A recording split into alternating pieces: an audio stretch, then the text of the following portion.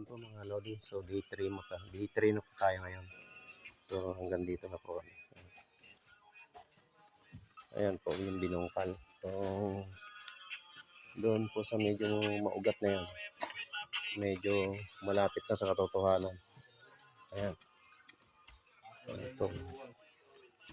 Ayan po mga guys. So makunat lang po yung yung ugat.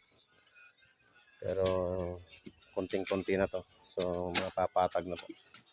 Ayan. Ito po yung day 3. So sandamukal na po yung hampukutin naming panambak. Ayan. So mga pantapon na to. Ayan. Ayan po mga guys. So ayan. Ayan po. So dito patag na rin. Ayan po. Ayan. Ayan po. Oh.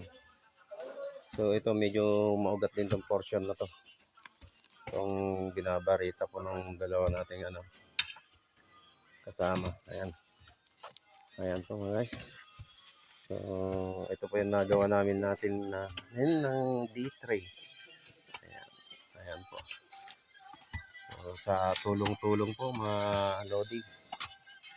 Medyo nabawasan po yung masalimuot na hinuhukay. Ayan, medyo maugat talaga.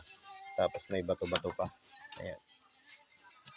Ayan. So, ayan po. Salamat po sa mga tumatangkilik po sa ating video po. Sa ating mga vlog. Ayan.